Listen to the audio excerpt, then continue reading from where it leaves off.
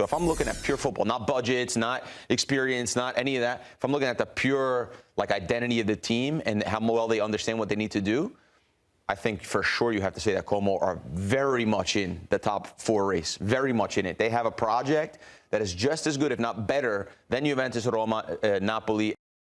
What's the bigger story today for you, Grella? Is it Como winning or is it Juventus losing? I think the way it was so comfortable that Como went into Turin and won the game 2-0, and it looked like Juventus had given up a little bit past halfway, 55th minute, 60th minute, it looked like Juventus had just run out of ideas and gave up. And Tony made a great point about their press. They didn't have an answer.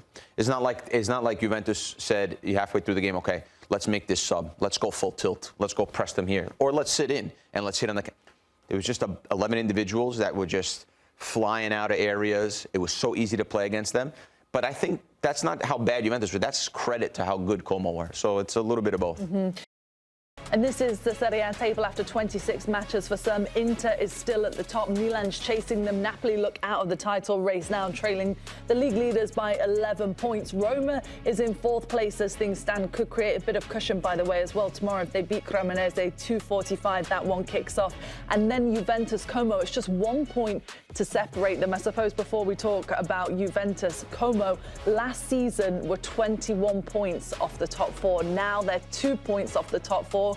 Do we have to start talking about them, Marco, as actual contenders for Champions League football for next season? Yeah, at this point, and I'll be honest, I've ruled them out a couple of times just because we've seen teams that have done well when they come from Serie B.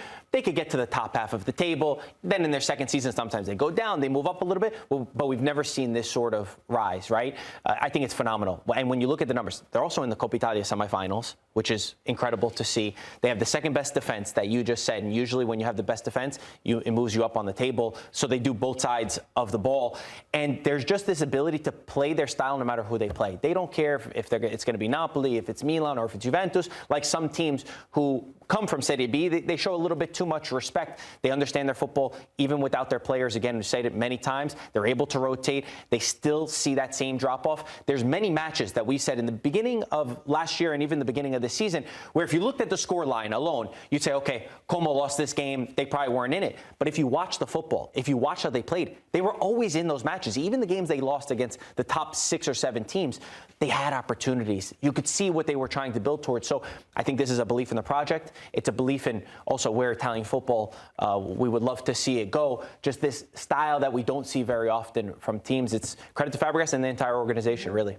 Have you got them in the top 4, Grella? I don't know if I have them in the top 4 because those teams are really tight in there. But if I watch Como against those teams, like Como have been really good in the big games. Roma, not good in the big games. Juventus, we just found out what they're all about in a difficult stretch for them. Even Napoli, Como have, when they play against Napoli, they look better than Napoli. They have more possession than Napoli. So if I'm looking at pure football, not budgets, not experience, not any of that, if I'm looking at the pure identity of the team and how well they understand what they need to do, I think for sure you have to say that Como are very much in the top 4 race, very much in it. They have a project that is just as good, if not better, than Juventus, Roma, Napoli, and what's the other team that's right there lingering? Milan's in the top 4, obviously, too. Okay, so you've got those Inter, 3 teams. Milan, No, Napoli, those 3 teams. Roma. It also changes everything. If Como get into Champions League football, the revenues that they will receive, we're witnessing the rise of a powerhouse. This could be like what Manchester City did in the Premier League because they unlock those revenues. All of a sudden, they're able to invest. We say it all the time. I believe it's only Newcastle that has a more wealthy ownership than Como do. They can't spend it because there are restrictions on the revenue. You get into Champions League football, all of a sudden, the entire game changes. It'll be hard to ever see them go down from that point. They've already been smart with what they've been able to use. I can't imagine what they'd do if they unlock that budget. And no Nico Paz today, by the way. Can't forget. Can we go back to the question you asked earlier about the biggest surprise today? Because I still think it's Juventus. Because a month ago, we would have still said Como's a good side. This is how they play. This is how they interpret the game. This is what Cesc Fàbregas wants to do. Excuse me. But a month ago, think about what we were saying about Juventus. They're falling into Spalletti's style of play. Things are going well. They're going like this. And February has not been kind to them at all. Even against Inter, though, they lost 3-2, but you all sat here and said there was moments where Juventus could take a lot of positives. And that's why I'm trying to figure out, like, I think that's the bigger, clearly Como winning and getting to the table, that's a storyline. But I think the bigger storyline for me in my head is how come this dip all of a sudden? right? I mean, this is not a month ago, like I said, we were praising them for where they were going. Now we're killing them for where they're not going, or actually where they're going right now. And it's only going in one direction. I don't understand how we got to this point in basically 4 weeks. New manager bounce is gone already. Well, I think Spalletti's done a good job. I think we always talk about the only players, and I think you would agree with this too, is Thuram and Yildiz. The rest they're subpar players. They're not players that you would normally see at Juventus. And as soon as the most obvious answer would be, as soon as Bremer's out of the team looks like really fragile mentally, from a building perspective at the back, defensively. I think, and Bremer went out in the Galatasaray game. They had the lead. They were doing well. They looked okay in the first half. Bremer goes down, and it's all of a sudden, it's like, today you start with Gatti, Kelly, and Colt Miners. Kelly, Gatti, and Colt Miners. So that, you're going to struggle in those types of games. I don't think they have enough players. I think Spalletti has done an excellent job with the group that he has at hand. I mean, they're playing without a center forward. We come week in and week out. McKennie had to play up top the other day. So I think they have a lot of roster issues. I think they missed on a lot of big signings. Douglas Luiz is the most recent. Colt Miners as well is the most recent. I mean, he scores 2 great goals in the Champions League, and we're like, oh, my God, amazing. 70 million, you have to score more than 2 goals in the Champions League. Today, he's at fault for the first goal because, you know why? He's not a defender. Shouldn't be playing in the center-back position.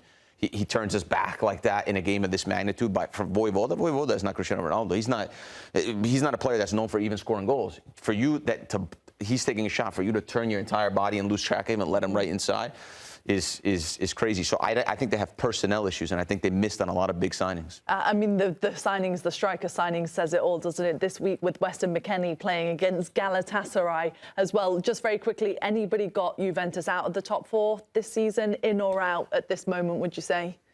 I can't rule them out. I know it sounds crazy saying they're it. on the cusp.